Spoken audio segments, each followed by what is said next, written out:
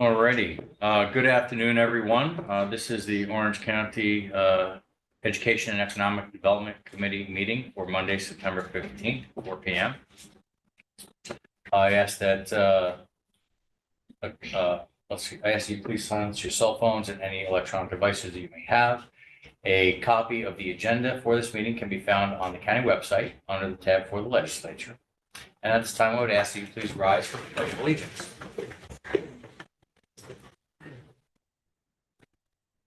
I pledge allegiance to the flag of the United States of America and to the republic for which it stands, one nation, under God, indivisible, with liberty and justice for all. Thank you. Kelly, roll call, please. Pedro. Here. Lujan. Gonzalo. Here. Skevich. Here. Bessie. Here. Kira. Here. Sienna. And Ace. Wonderful. Okay. All right. So first on the agenda is Rachel Wilson, the Director of the Youth Bureau, with a request to accept and appropriate funds from the New York State Division of Local Government Services with the New York statewide investment in More Swims lifeguard program. The grant is for $50,000 and it's legislative request 243. I have a motion in a second. Okay, Sassy and O'Donnell. The floor is yours. Welcome. Thank you. And first, I'd like to introduce Nicole Griffin. She's our new Associate Account Clerk 2 position. Excellent. With your approval, she's on before my current one retires, so she's being trained, and we appreciate that support that you've provided the county. So she's here for her first, I think, three weeks on the job almost. This legislative request, we came before you last year for the exact same thing. But because it runs between 2 years, we need to come back to you for 2025. So it's state funding. It's going to 3 municipalities, the town of Walk Hill, town of Warwick, and city of Middletown. They were able to use this funding to pay higher salaries for their lifeguards and or pay bonuses if they stayed till the end of the season, or if they referred a friend that became a lifeguard, with the goal of increasing the number of lifeguards. And or they were able to use the funding for training and paying for them to become certified as lifeguards or recertified. The goal for the state funding is to either increase the number of lifeguards you have available and or increase the number of swim hours. So we already approved it for 2024 because it dates back to April of 2024. And we're coming before you now for the 2025 portion, which goes through the end of this month. Thank you. Any questions, comments? Hearing none. All in favor? Opposed? Unanimous. Thank you for your. Congratulations. Thank you. Good luck with it. You're in great hands. Thank you. All right, next up, item 2 is Amanda Dana, Tourism Director for the quarterly update. Welcome on board. Thank you.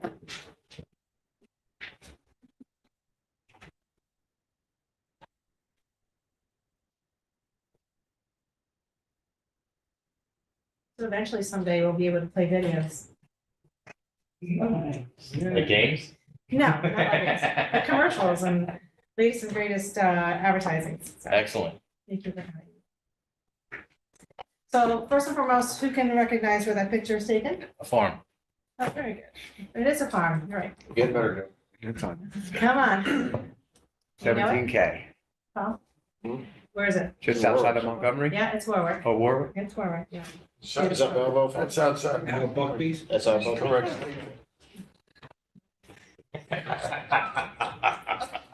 So I'd like to start the meeting with some Here we go. really good impactful news. So the economic impact study came out for 2024, and it showed that Orange County is doing very well in visitor spending, up to $1.32 billion in visitor spending, up 4% from 2023. It's the 3rd year in a row that we have been above $1 billion in visitor spending.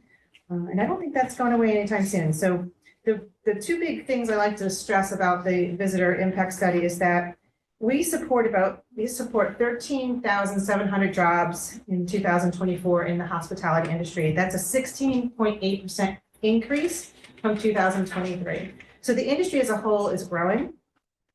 Tourism wages and salaries totaled over $488 million in Orange County. And that also is increasing. Tax relief, we all like to talk about tax relief. So because of the visitor spending in Orange County, we are able to save approximately $1,286 in each household because of the tax revenue coming in from visitor spending. So that's a really important way to look at that, you know, when you're talking about why did we do what we do? Why do we focus so much on hospitality and tourism? Well, that is a big reason why. Anybody have questions about the Oxford Economic Study? And if you'd like a full report, I can send it out to you. It's the full report. It shows the region, the state, and how we're doing competitively. With the state. that'd be helpful. Yeah.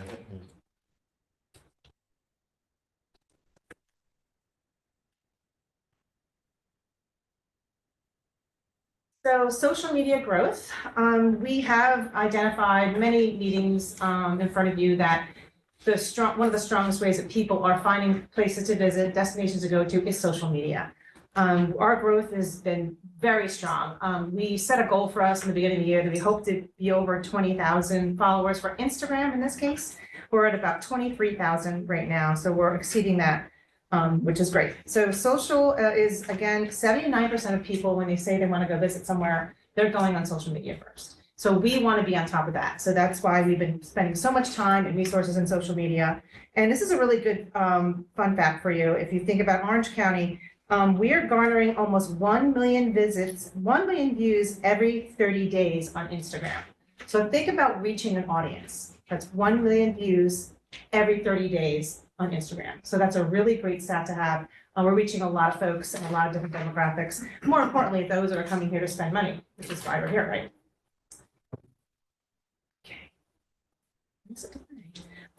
So we did something a little bit different on Freedom Fest this year.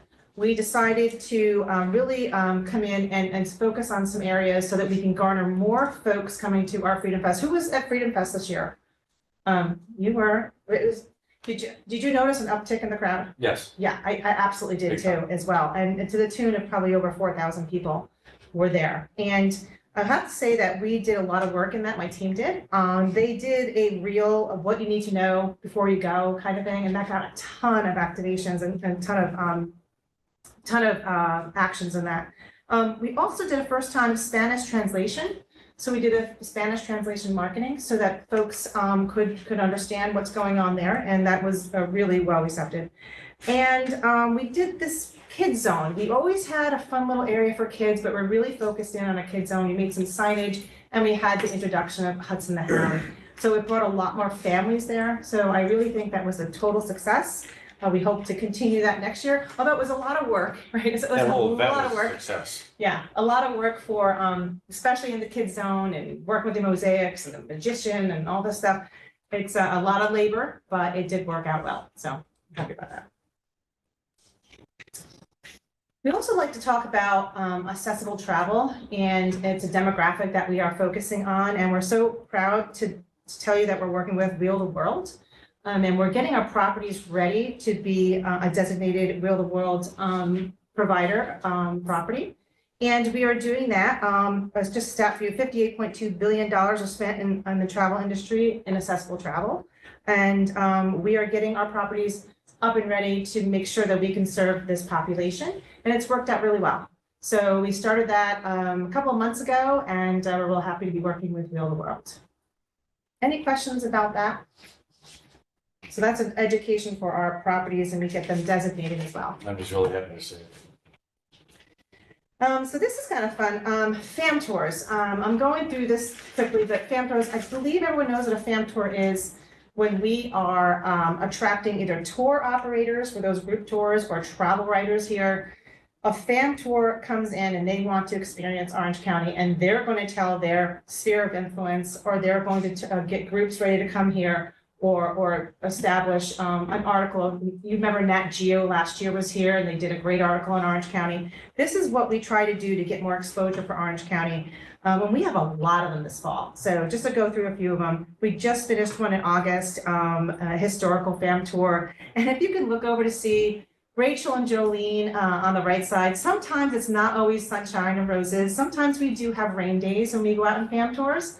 And in this case, it was really raining hard at Storm King Art Center. but we had a great time. They looked pretty happy doing that, but you know, the travel writer who was there, she was from Germany. She had a great time and she's gonna definitely report back that this is a place to go, even though it was raining, so. We also have an I Love New York, full destination fam coming in tomorrow. As you can see, we try to mix it around the county as far as what different destinations or what different properties to bring in on the fam. Most people want to go to Woodbury Common. I know that's hard to believe, but they do. But we try to move it around. This particular one that's starting tomorrow, 9 people, they're going to Woodbury Common, Cosmos, and Brotherhood Winery for a tour and tasting.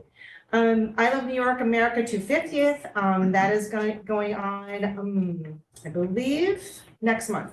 And that is 6 people, and that's all media. So all media is coming here, and they're focusing on historical sites. So they are going to the Orange Inn, staying there, West Point, Fort Montgomery, and they'll be having dinner again at Limoncello after, but we'll keep them there.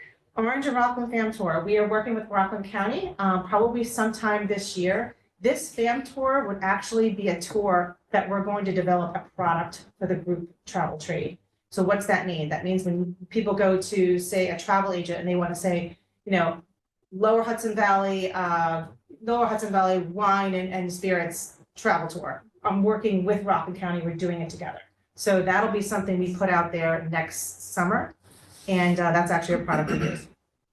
And lastly, the I Love New York Full Harvest Fam Tour, which is happening on the 6th of October. That's 36 people coming in from the tour operator side and travel writer side, which is media. And we're going all around the county, Brotherhood, Warwick Valley, Thayer Hotel, West Point, Storm King Art Center. They're having a nice dinner at Delancey's, a big dinner in the side room, and they're all staying at Fairfield Inn. So, and this is all midweek. So this is what we have been shouting to the rooftops, is that we want these groups to come in, but we want them to come in midweek. So that, because we got weekends pretty good, but the weekdays, we want to improve that. So that's what they'll be doing. So I bet you didn't know, maybe some of you do, there's a new hotel coming in Cornwall. And we were there on Friday for the groundbreaking. Cornwall Arms Hotel, that is a Hilton property, about 52 rooms. Probably about a year and a half build out on that, but that we're excited to see that because Cornwall really does need that hotel property there to round out their visitation, and they do get a lot of visitation. So when we look back at the air show, and it was a great air show, although there weren't the headliners, it was a really, really great show. And I am surprised, Mary Pat and I always go back and forth, like how many people are gonna come? And I was very happy to see that over 19,000 people came. So we were happy with that. But not only does it bring people to our booths on our website, as you can see, 7,300 people came to the air show page on our website. Also from the stories from Instagram. As you look on the bottom, you can see with the F-22 Raptor, 2,000 people came to that, 2.3 to other things. Really good stats on there, people coming and really following what we're doing in the county. Well, happy to say, we just got back. We won, not one, but 2 awards for the state of New York and NYSDA awards. We won the first one for tourism and equity and inclusion. If you remember last year, we entertained Huddy Buddy. He came here, a Down syndrome boy who has a really big following, and he went all around the county to different family fun sites. And we also did that with Sullivan County. And we got an overall tourism marketing campaign projects and programs. We got a digital marketing award. So we went up there last week to Lake George. We got our award, and we're pretty proud of our team. Mostly my team. I'm going to tell you right now, a lot of the stuff that we're getting the awards on. Of course, Focus Media is our marketing agency of record, but my team really comes up with a lot of creative ideas, and so I want to say that I'm really proud of them for that. So folks say, you know, we need more people in our hotels, we need more overnights, and you ask, we deliver. And in this particular campaign, we have something on our website called a lodging plugin. And what that is like if you ever gone to like a website and you're like, I want this, but that it gears you towards a property, or want to stay overnight, you know, it gives you questions, things like that. In our website, we have a lodging widget. So you go on, you're looking at properties, it'll connect you directly with the properties. And why is this important? This is important because it does get you to overnight stays when people are on your website. So In this case, we put some dollars behind social media campaign, and we see a big difference. So if you look at the month to month, you can see the increases, 76% increase month to month from July to August, and referrals increased by 113%. But the thing that I'm really most impressed with is the year over year increases. So if you can see the searches that went on last year as compared to this year, in July referrals, we were up 125%, and in August, we were up 597%. So that means that people are coming to our website and we are pushing them toward our properties and they are booking those overnights. So that's a great stat to have. So out and about in the community, Great American Weekend, of course, Freedom Fest, the air show, Miss New York. We collaborated and entertained Miss New York, who was at the Sugarloaf Performing Arts Center, and that was in July. And here's a fun fact for you. Our Miss New York, who won Miss New York, went on and is now Miss America. So she won the Miss America pageant. So that was Cassie. And there's a picture there. And also, we went over it again, but the Nice Dia Summit, I gave a presentation there as well. But that's a good fun fact for you guys to have. We entertained Miss New York and she went on to win Miss America. So do you know that New York is the largest state of winners of Miss America? Really? Yeah, I would think it's like Southern or something, but no, it's New York. It's definitely New York. And that, what's next? Okay, so we will be front and center at Apple Fest. We have a table booth there promoting Orange County. We do realize that a lot of people that come to Apple Fest are from New Jersey and the Metro New York area, so that's a really good audience for us. We are planning our ferry activation for May. I remember we were talking about that for this fall, but we've pivoted and we're moving that to May. Two reasons why we did that. One is that it's a very labor intensive activation. We're literally taking over a ferry in New York City, and it's all about Orange County that day, whether it be our mascots there and different properties are there, whether it be Angry Orchard, Legoland, we're all there. It's very labor intensive, and a lot of our properties just couldn't come up with the people to attend with us. But now we're really planning it for May, which is great because they'll be planning their vacations for the summer and fall, and we'll have enough people to go. But it just really was a lot of planning, a lot of people that we just didn't have the manpower for us to do it by ourselves. So we've learned our lesson and we're going to pivot and do that in May. Our new travel guide is coming out any second, so you guys will have a copy of that next time we see you. And it's really new and improved, and we have an illustrated cover, which is the first time we've ever done that. Normally we have a picture of a great place, but now we have an illustrator that did the cover, so it's really exciting. World Cup 2026. There'll be a lot of opportunity to work with the folks coming in, all the people coming in for all of the matches in 2026, and we're working on getting some groups coming up to Orange County. And Rev 250 planning. We are constantly working on Rev 250 planning. We have a lot of historic sites. We're working on getting some groups up here and building out some itineraries. So we're working on that. How am I doing for time? Good? Mm-hmm. Okay, Any so questions? All very good. You skipped 5. did I skip 5? Well, you had crazy numbers up there. The murals? Oh, I'm sorry. I'm going back to 5. You're Going back. trying to confuse us. I do tend to do that. I tend to do that.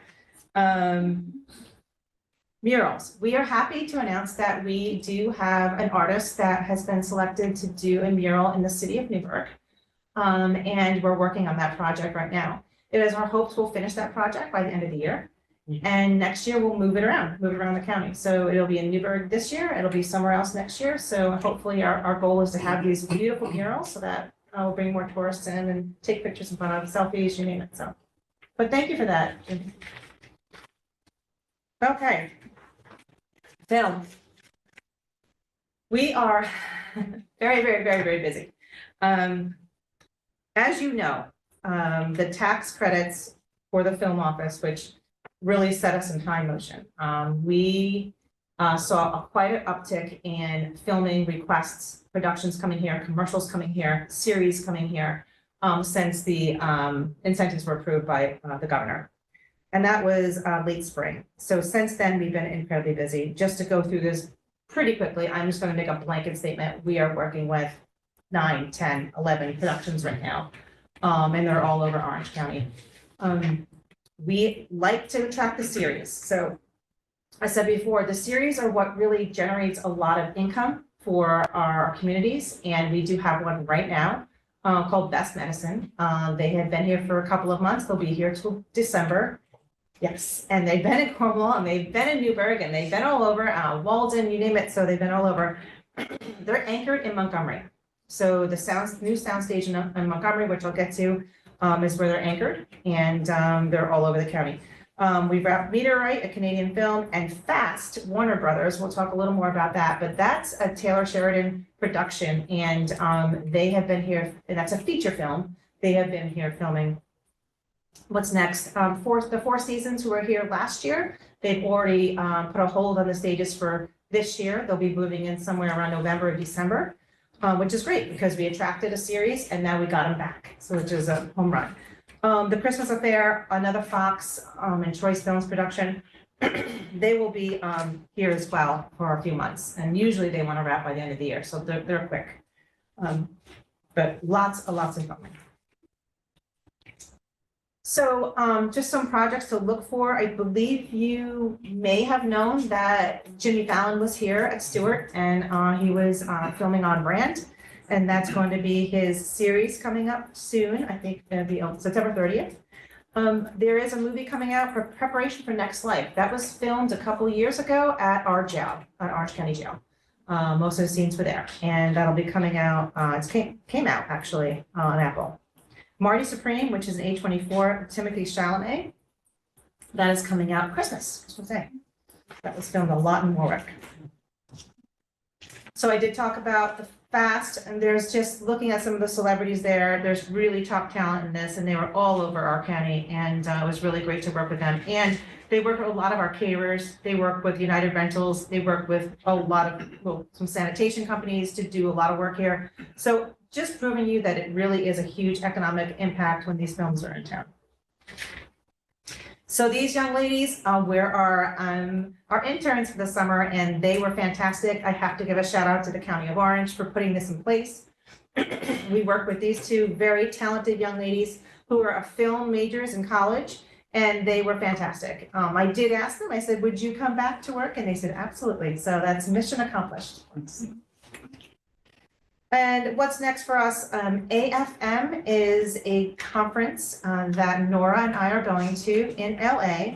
And our mission is to attract more productions to Orange County. We have more sound stages and more opportunity here, so we need to attract more productions here and let them know we're here and we're open for business.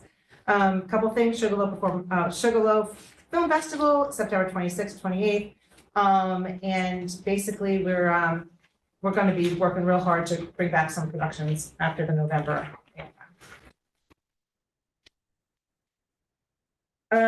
I talk sound stages, and the picture on your left is Choice Stages, and that's in Montgomery. That's 4 qualified stages in one place. Hope, which is in the city of Middletown. They actually have a airplane that's coming in. It's there now. It needs to be put together, but that'll be a permanent set for an airplane.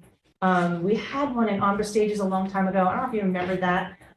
It was a plane that they used to come in and do commercials in and movie scenes, but it will be in the city of Middletown and Hope Stages. And that's just another picture of Hope Stages on the right side with a green screen. And that's it, unless you have more questions about film or tourism, happy to answer them. Thank you. Anyone? Great. All good. Okay. Thank you. Jim, are you available to be a second in any of these films? I'm piloting the plane. Thank you very much. Thank you.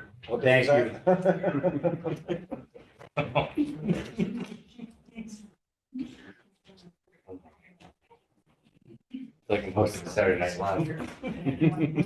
Okay, next up, we've got Dr. Christine Young, President of Orange County Community College, and Paul Martland, Vice President of Administration and Finance for Orange County Community College. This is regarding the SUNY Orange Facilities Master Plan.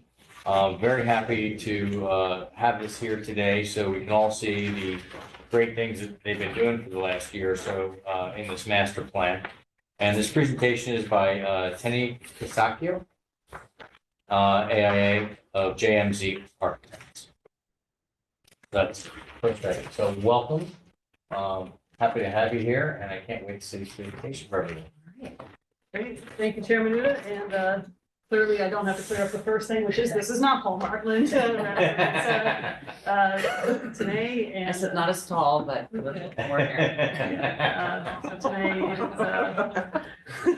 and we're a comedy duo I love it. as well, but I have enjoyed working with Danae on our facilities master plan and with Chairman Nuda on this facilities master plan as well. So Thanks for let including me. me. Oh, no, thank you for donating your time to this. So let me, I'll set this up very rapidly so we can get to the meat of the presentation.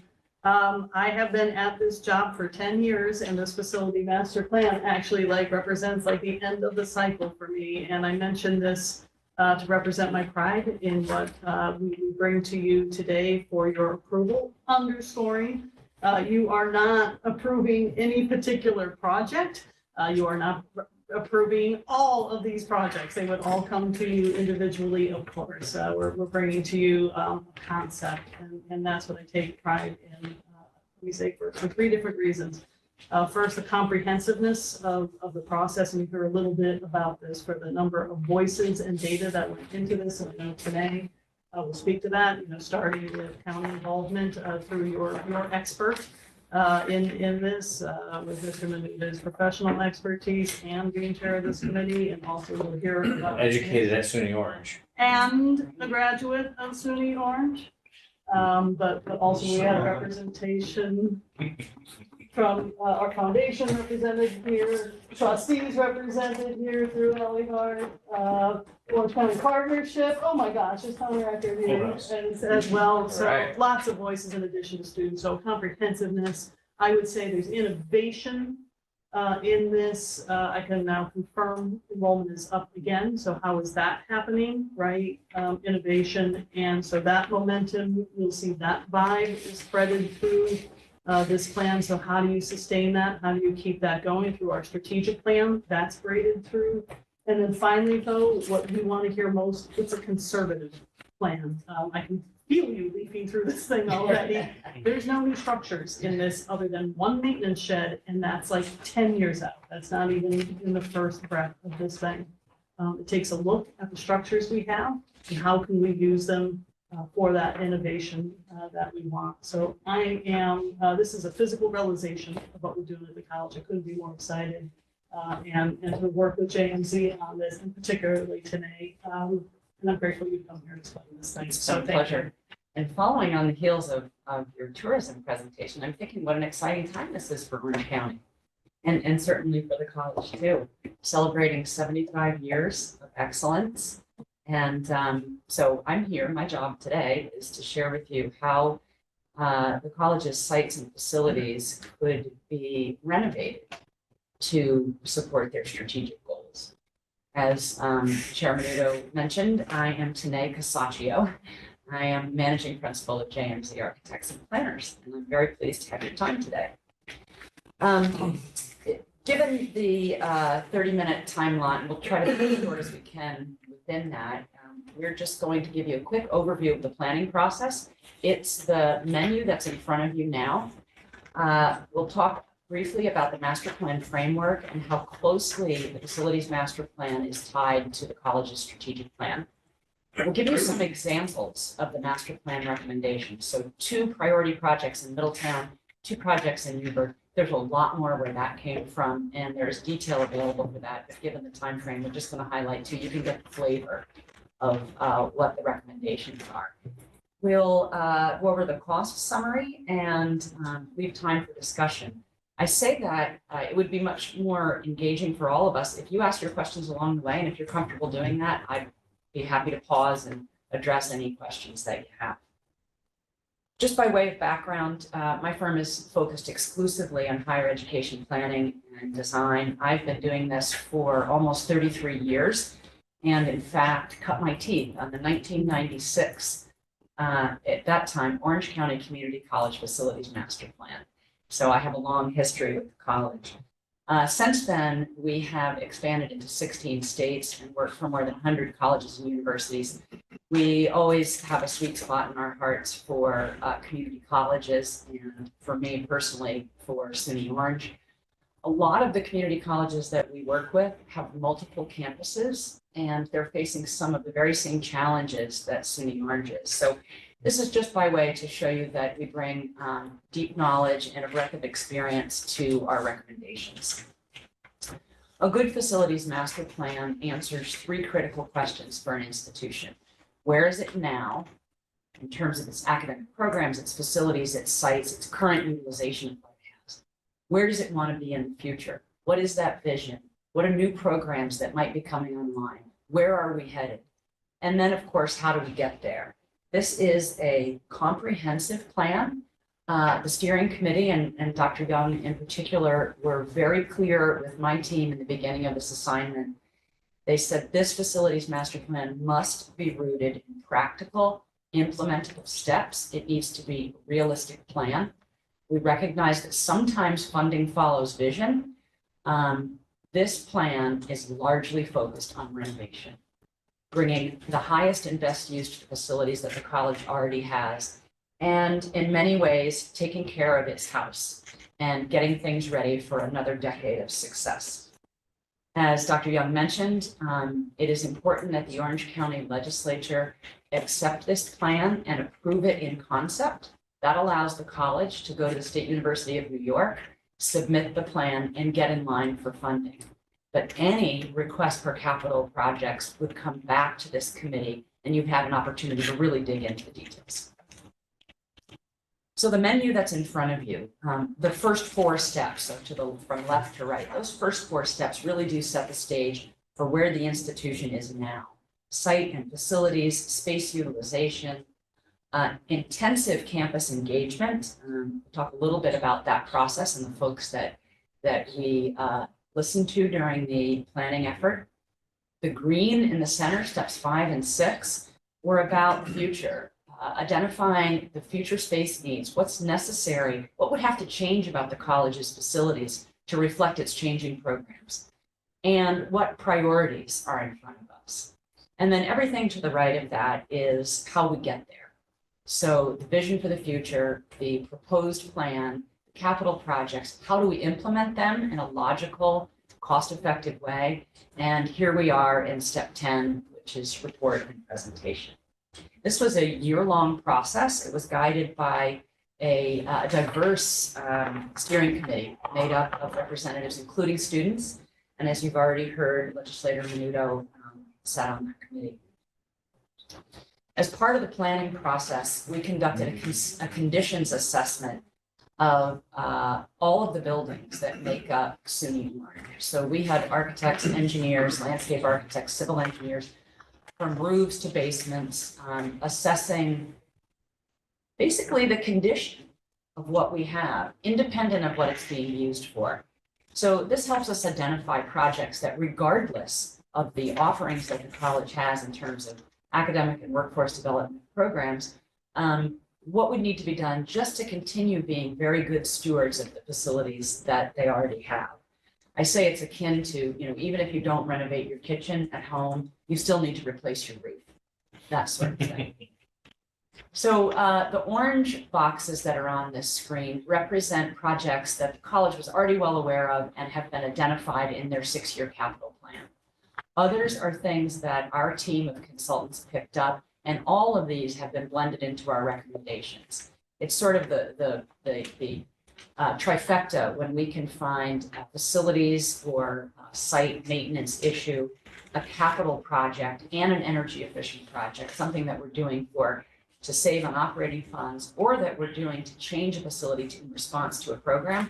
When we can kill 3 birds with 1 stone, that's the best use of resources. I mentioned the planning team was engaged from beginning to end with lots of constituents, folks, some of which are in this room.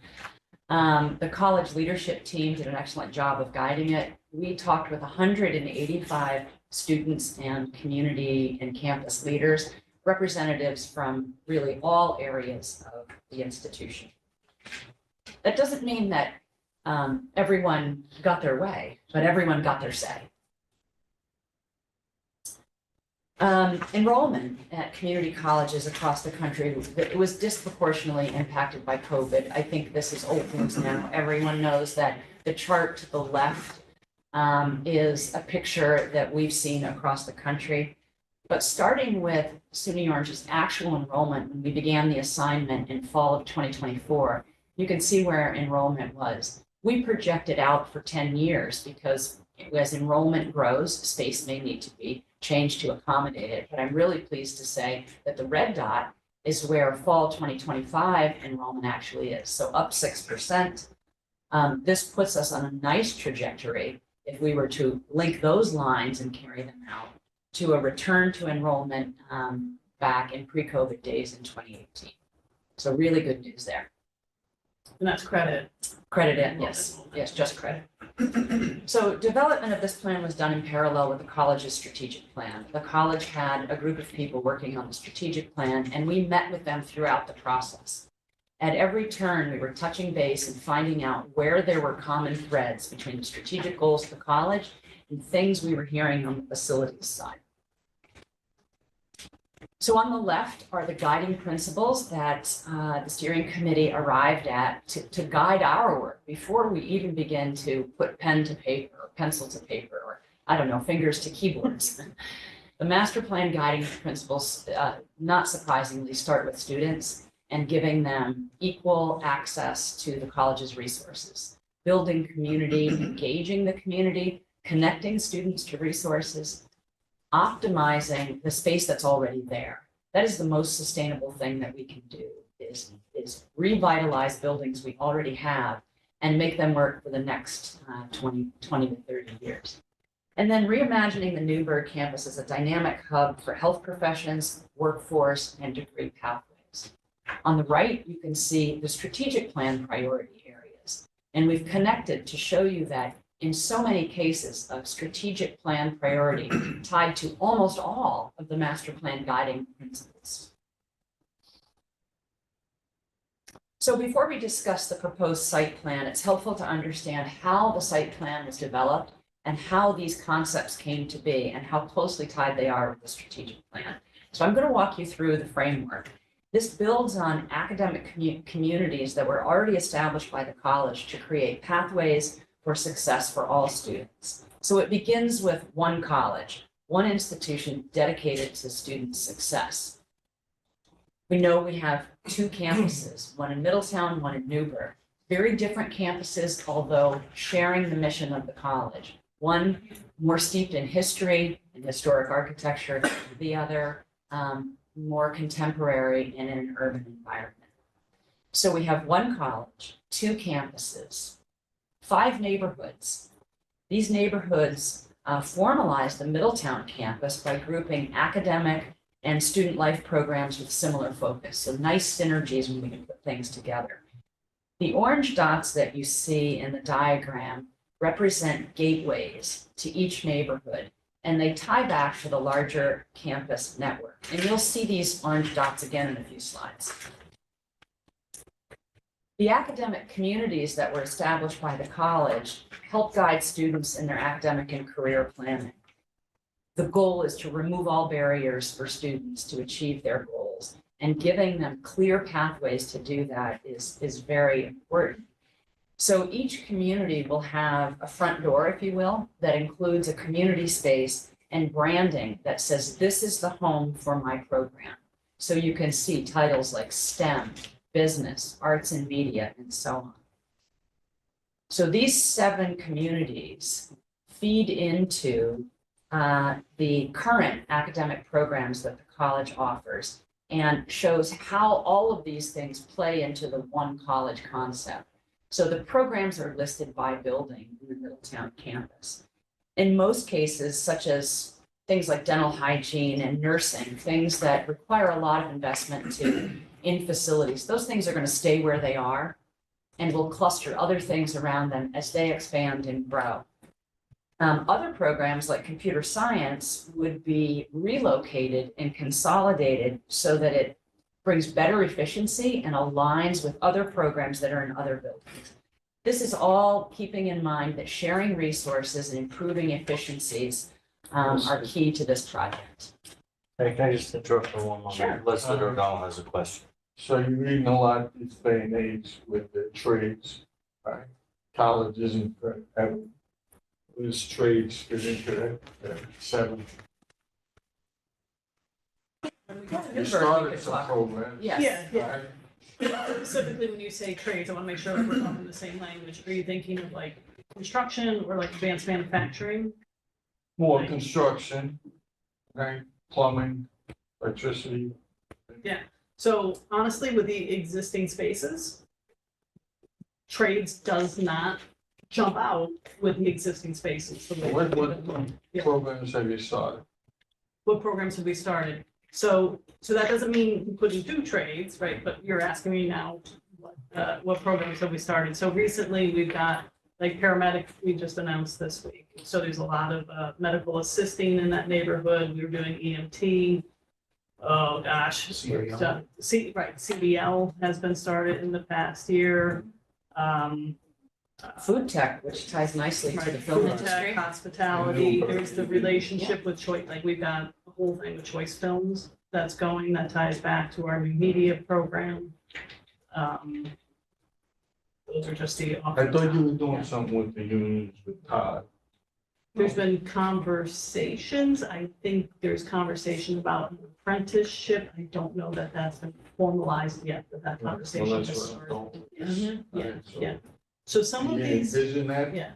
So coming those. into your planning somewhere? So, yes, they don't necessarily have to take place on campus. We can use spaces Todd has, or we could look at other spaces.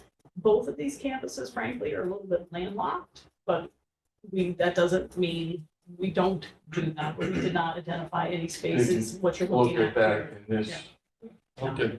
Yeah, and just, it's nice to see you again too, Jay. Yeah. Yeah, very You well. snuck in. Yeah. You surprised I'm still around? No. As soon as you turned and looked at me, I'm like, oh my gosh, that's Jimmy O'Donnell. Great to see you. No, we are engaged in discussions about the trades, the building trades in many other community colleges. In some places of the state, that is key, and those are campuses that are basically on farmland and fields. Very easy for us to put up a less expensive, more sort of metal building, if you will, that can flex and change. These buildings are not conducive to that. We would really need high bay space, and actually there's not space like that on either campus. But I think the opportunity to do so in an off-campus location, especially if it's space that the college doesn't have to own, and someone else can help outfit, you can have partnerships with industry that might outfit it, because those are very, very expensive programs. And some of the unions out there, they already have their own training facilities and are expanding upon them. So it's a good marriage. We found that particularly with electrical and other places in the state where the unions are already taking care of the training. And Steam fitters, carpenters, laborers. Exactly. IBW, they're all doing it. yes, Thank that's you. a good No, question. you're welcome. You're correct about the need. It's the spaces that are vexing in my past experience as well. Well, they give you the money for this. On the Middletown. Jimmy's carrot. Yes, I love it. On the Middletown campus, the facilities master plan includes the orange dots. Those are ones we talked about. These are representing gateways into each of the buildings. The priorities of the college are full renovation of the 1974 biotech building, which is right down in the corner here. This is the biotech building. And a full renovation of the 1963 Harriman Hall for business, math, and computer science. And those are programs that are just booming everywhere across the country. As I mentioned earlier, no new buildings in the 10-year time frame. However, a proposed addition to the Shepherd Student Center, which is right down here, that would be after the 10-year time frame, and a new facilities building here that would eventually allow us to empty the historic carriage house, which is Horton Hall, and return that building to its highest and best use for academics and for students. So these are projects that are recommended but aren't part of the 10-year window. And you can see how the buildings cluster together around areas that are colored. So the Rowley Center for Science and Harriman Hall for Computer Science, you can see the synergies that will be created there. Similarly, with biotech and an eventual renovation of Hudson Hall, getting all of this side of campus to be focused on health professions. So the new facilities, that's where the Christine Morrison House is?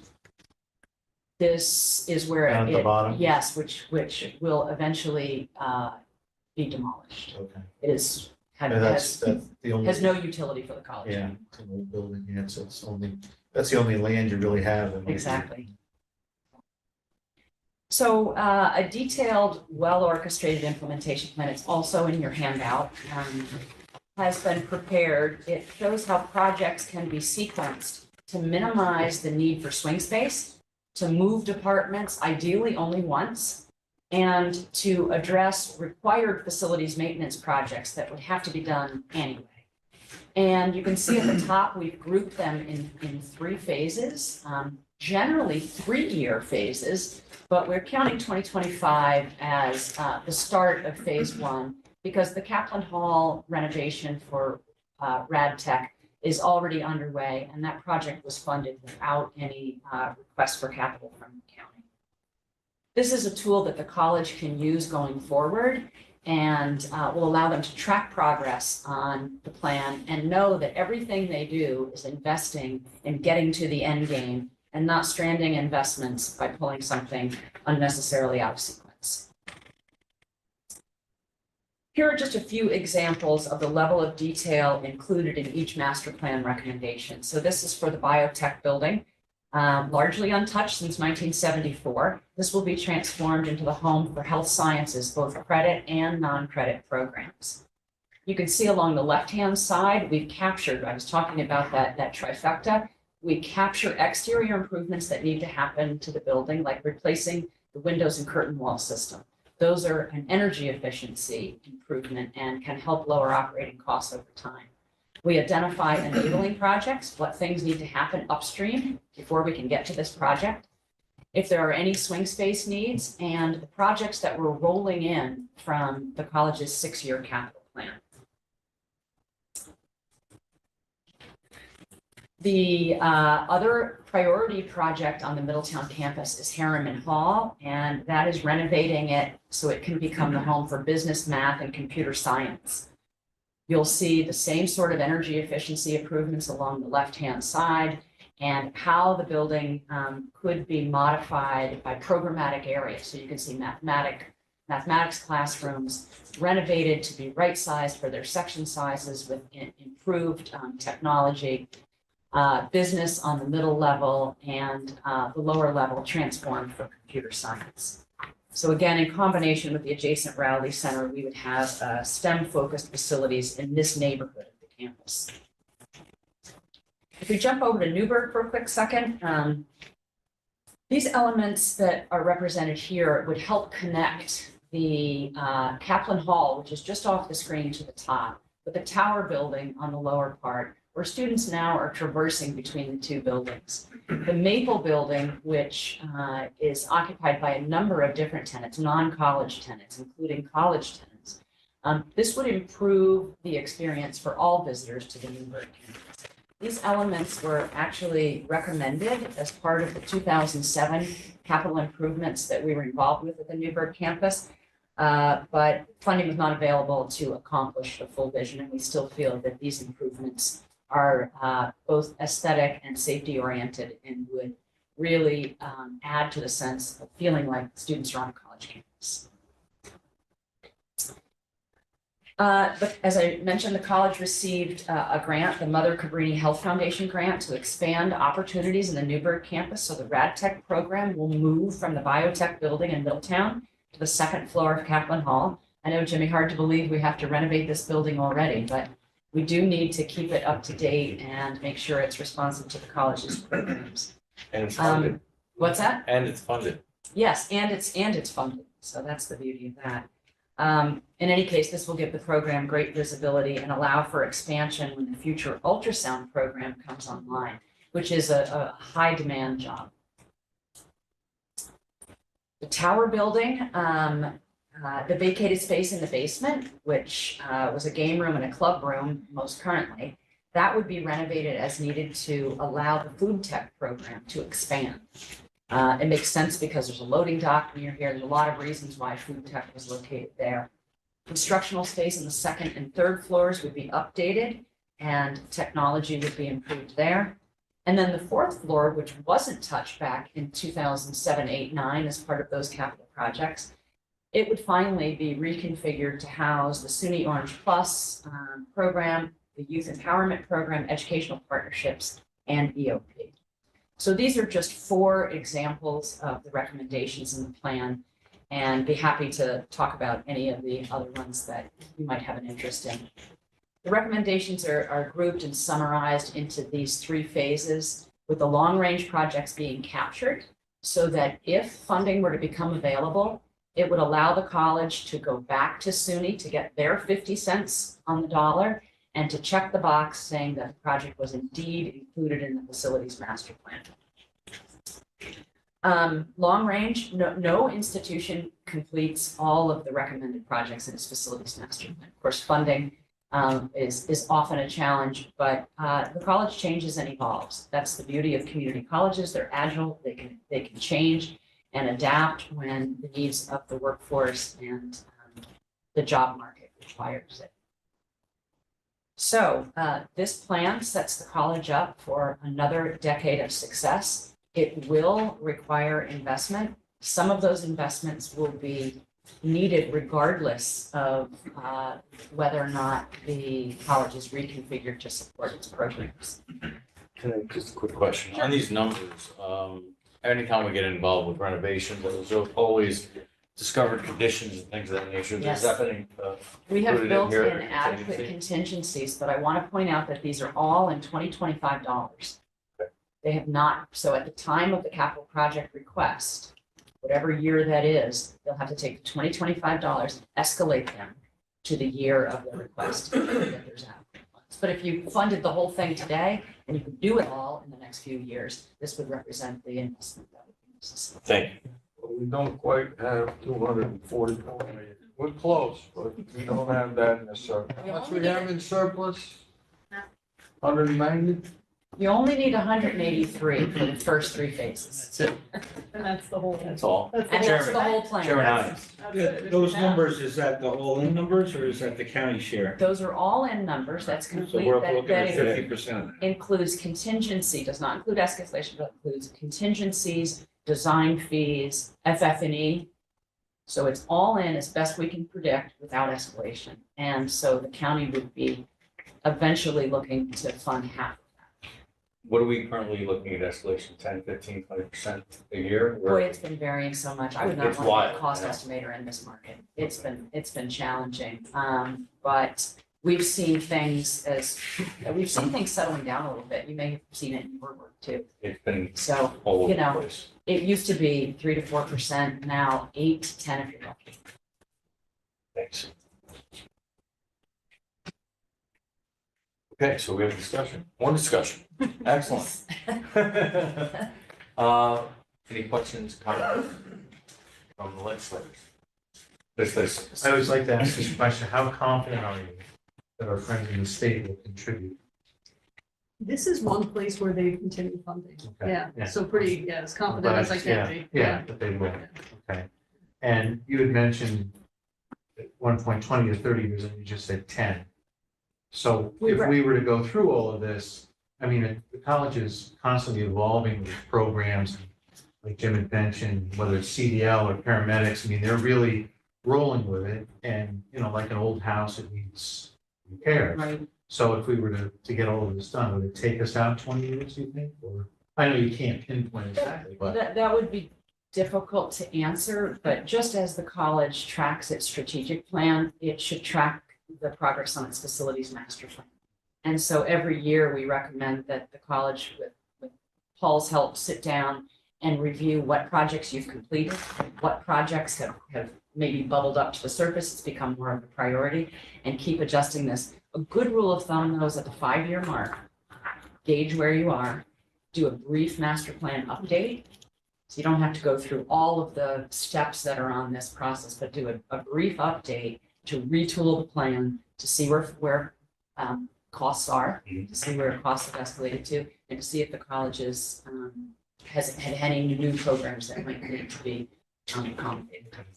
When was the last one done?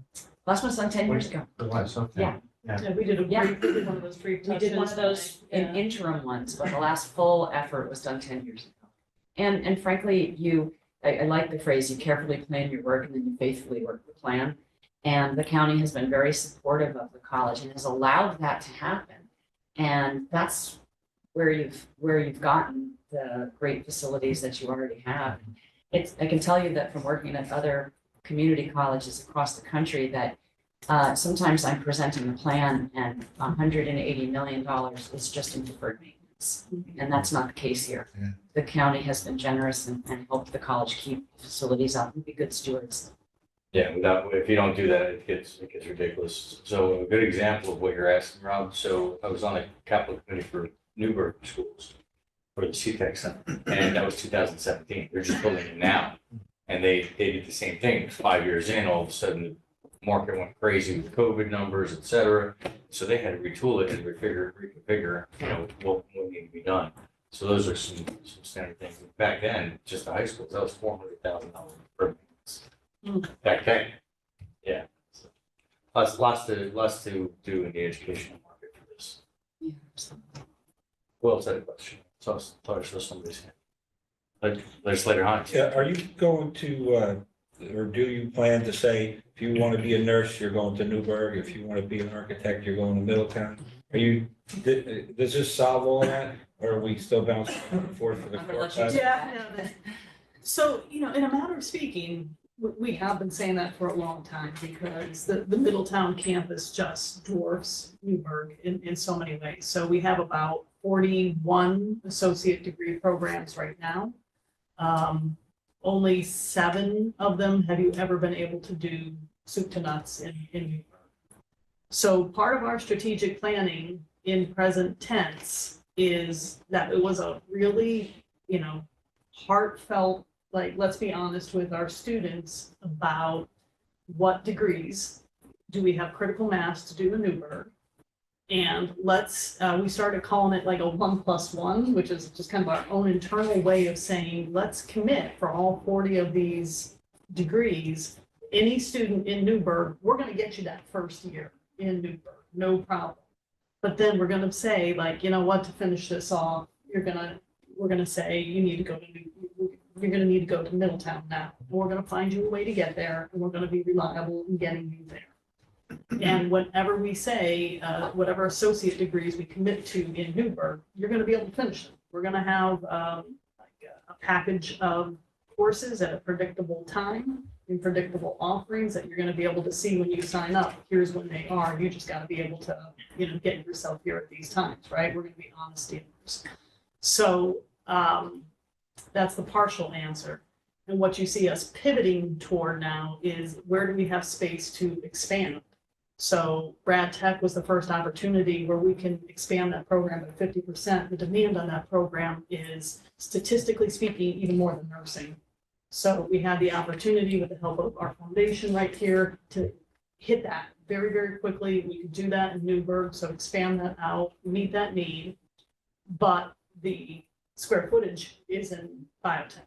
So for the rest of those programs, if we can get moving on this quickly, we can expand dental hygiene, we can expand other programs as well. Nursing, specifically to your question on nursing you could do in both places, just because there's a need for so many nurses. And I can back you up and say that is also what we see at multiple location community colleges. Nursing can be repeated because nursing is such a draw that you can come from anywhere to get that.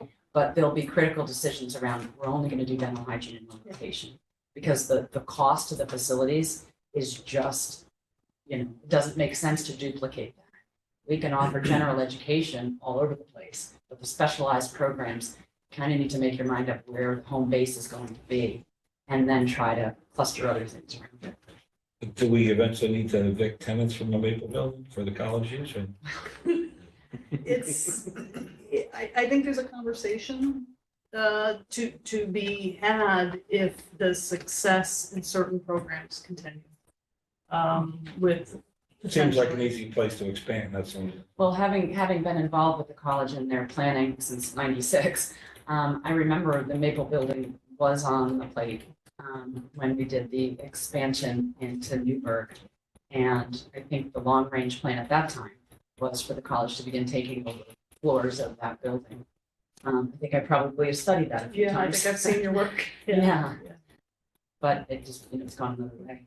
It's, you know, times are different, like if you just, you take a look at that Middletown campus and you can see it was, when it was its heyday, so many of the buildings popped up in the 1970s, it was built for a certain purpose. Today, we can't get enough workforce. So I'm going to reckon that square footage is different. You use the square footage differently for a workforce program. So we sure. need space, so back to your question, legislator O'Donnell, about trades, that's a different sort of space. So when you ask about Maple, like if you wanted trades tomorrow, I would say Maple Maple today. Building, yes. You want people evicted, call me January 1st.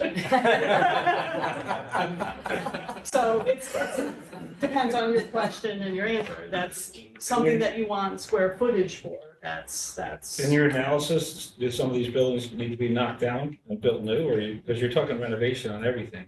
Sometimes that's more expensive. Well, you know, we were talking earlier, there's nothing that we've observed that would suggest that the structural systems would warrant demolition. And the floor plates are reasonable to serve academic purposes. So reskinning a building, if the structure is good, is a good investment. Reskinning it if the structure is not, wouldn't make a lot of sense. But our analysis has showed that what we have are solid facilities that need to be renovated. And in this case, the type of renovation we'd be undergoing, we're not cutting holes in floors, we're not, you know, sticking things, cantilevering things out from buildings. It's staying within the footprint of the building, so it's very cost effective to renovate that type of space. Thank you. Chairman, thank you. Our chairman had to leave at 5 o'clock, so he had asked if I would oversee the rest of the meeting. So Chairman Nuda had to step out, so he Okay. sends his regards. He appreciates the hard work that you guys put in on this. So we'll continue. Any additional questions as to item 3, lowercase I? I got Mr. Sierra. Sir, the floor is yours. Are we looking at going up? Maybe adding stories or floors? I know, you can only work within the footprint we have, but just like you're doing an addition on the Shepherd building. Yeah, the Shepherd Student Center. I mean, if you go up with that one, or is there, I know the historical ones you probably don't want to, Right. but the other ones, the science building, the biotech building. Biotech building. Can you add Yeah, stories to you know, it's those? interesting. There was rumor that the biotech building was originally designed to accept another floor back when it was constructed. We look back at the drawings and not so much. It seems like it makes sense, seems like a good idea. But usually when it comes down to brass tacks and the project is being, you know, designed and ready to go out to bid, an owner most typically will say, that's an expense we don't know we need to incur. We don't know that we're going to have an extra floor. So it's eliminated. And that's what we found there. To be honest with you, the college would have to grow substantially to need more square footage than what's represented in this plan. It's more about retooling the space we already have. Thank you, Legislator Sierra. I'd just like to compliment you. This is a big college or comprehensive master plan, and the presentation today was excellent. So compliments Good. to the community college. I would also add that I believe the full presentation will end up in your mailbox in a printed edition. Outstanding. Compliments of Kelly. Outstanding. So if there are no more questions on to lowercase I, we'll move to the second portion of item number 3, and this is a request to approve the updated SUNY Orange master, check that, SUNY Orange Facilities Master Plan to cover the period 2025 through 2035. This is legislative request number 270. I would seek a motion and a second. Second. Motion by Mr. O'Donnell. Second, I think, was Legislator Skevich. Okay, it's Mr. Sassy, SUNY grad. SUNY grad. We'll, any questions or any dialogue on, as to this, to the approval? I think we extinguished the questions in the first part there. I will call them all in favor, aye. Aye. Opposed? Okay, that carries unanimous. Thank you for the Thank you. presentation. Thank you very much. Dr. Young, I would note that you have some great looking cuffs on that sleeve there. Those are I big know, Fort Jervis I know. colors Oh, very as we get ready for the big game this weekend coming up. Well done, Dr. Young. Thank you. Thank you. Thank you, thank you all. Moving along in our agenda, we have one more item on the agenda, and it's the chairman, Chairman Hines, in item number 4. And we will have, we have 3 items and items beneath each one of the items. We'll start with letter A. This is a letter A with a lowercase I. There's a resolution reappointing Mark Green to the Orange County Industrial Development Agency, the term expiring December 31st, 2027. See a motion and a second, please. Motion by Mr. Sierra, and the second was by Mr. Sassy. Chairman, the floor is yours, sir. Thank you. Mr. Green has been serving on the IDA for quite some time. You'll see his resume attached. I have been watching the IDA meetings online, only because I wanted to make sure that these are the right people that should be reappointed. I know Mr. Fioravanti is in the room, and he has wholeheartedly backed all 3 of these people for reappointment, and I ask that you do the same. Thank you, Chairman. Any questions as to lowercase I? Not seeing any, I'll call the question. All in favor, aye. Aye. Opposed? Motion carries. And continuing with that, we'll go to lowercase I, and this is a resolution reappointing Mark Green to the Orange County Funding Corporation, term expiring 12/31/2027. Motion and a second, please. Motion, and that was Mr. Sierra, and again, Mr. Sassy. Any questions as to this? Not seeing any, I'll call the question. All in favor, aye. Aye. Opposed? Motion carries. In conjunction with A, we'll move to B. B, lowercase I. This is a resolution reappointing Giovanni Palladino to the Orange County Industrial Development Agency for a term that expires on December 31st, 2027. I'll take a motion and a second, and the motion is by Mr. Sassy. The second is by Mr. Sierra. Any questions as to this? Not seeing any, I'll call the question. All in favor, aye. Aye. Opposed? Motion carries. Lowercase I, and this is a resolution reappointing Giovanni Palladino to the Orange County Funding Corp. The term expiring 12/31/2027. I seek a motion and a second, please. Motion by Mr. Sassy, second by Mr. Sierra. Thank you, gentlemen. Any questions as to that? Not seeing any, I'll call the question. All in favor, aye. Aye. Opposed? Motion carries. We'll move on to C, lowercase I. This is a resolution reappointing Linda S. Muller to the Orange County Industrial Development Agency in a term that expires 12/31/2027. So moved. Motion by Mr. Second. O'Donnell, second by Mr. Sassy. Any questions, comments? Not seeing any, I'll call the question. All in favor, aye. Aye. Opposed? Motion carries. Finally, 2 lowercase i's, and this is a resolution reappointing Linda S. Muller to the Orange County Funding Corporation, term expiring 12/31/2027. Second. Motion by Mr. O'Donnell, second by Mr. Sassy. And any questions, comments to that matter? Not seeing any, I'll call the question. All in favor, aye. Aye. Opposed? Motion carries. Thank you, Mr. Chairman. Thank you. We have no more items on the agenda. I seek a motion to adjourn. Mr. Sierra and Mr. O'Donnell, thank you all. Turn this off real quick. Next, I'll tell you the story.